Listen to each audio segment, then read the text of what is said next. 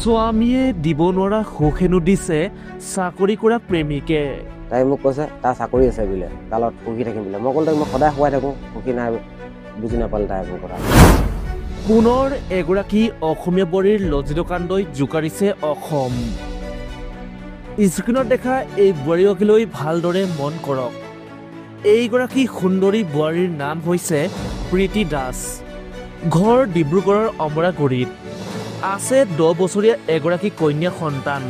কিন্তু 10 বছৰীয়া কন্যা সন্তান থকাৰ পিছতো এইগৰাকী বোৱাৰী প্ৰীতি দাসে চলাই আছিল দীৰ্ঘদিন ধৰি পৰকীয়া প্ৰেম। আৰু সেই পৰকীয়া প্ৰেমৰ কাৰণেই নিজ স্বামী আৰু কন্যা সন্তানক এৰি একে গাঁৱৰে ৰাজা দাস নামৰ এজন চাকৰি থকা যুৱকলৈ পলাই যায়। এনেকে কথা বোলে তাৰ সৈতে চাকৰি আছে, চাকৰি কাৰণে গৈছো বোলে। ৰাজা দাস চাকৰি কাৰণে গৈছো। তোৰ বোলে মোক বেলচা মৰা গাড়ী চলা, তোৰ পইচা মই বোলে চলিব নোৱাৰো বোলে। মই কিন্তু চাকৰি থকা মানুহ অতদিনে মই কি খুৱাইছিলো তোক বোলো।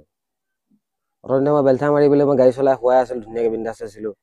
সেইটো বুজি নাপালে। তাইক মই ক'লো এই ছোৱালীজনী মুখলৈ চাই কিনে চা বুলি ক'লো। ছোৱালীজনী মুখলৈ তাই নাচালে। মই বোলে চাকৰি লোৱা সৈতে বোলে সুখত থাকিম বোলে, বিন্দাছ থাকিম বোলে। প্ৰীতি দাস তাৰ অৰিজিনেল ঘৰ আছে আপোনাৰ, এতিয়া ক'ব গ'লে ষ্টেচন পাৰা বুলিয়ে কয়। আজি বিয়া পতা 11 বছৰ ওচৰ পাৰে হ'ল।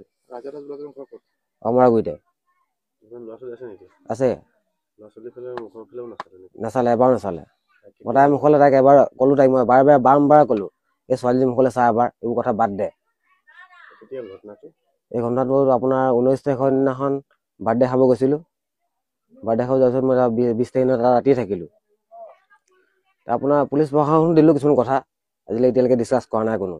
সঁচা কথা কৈছো আপোনাৰ লগত। কেছ দিয়া হ'ল, আপোনাৰ সদৰ থানাত দিয়া হ'ল, আপোনাৰ DC কোৰ্টতো দিয়া হ'ল। DC কোৰ্টত দিয়া নাই, চৰি ভুল হৈছে মোৰ। SP কোৰ্টত দিয়া হ'ল, SP কোৰ্টত দিয়া হ'ল। ভাল আছিলে চবফালে ভাল আছিলে।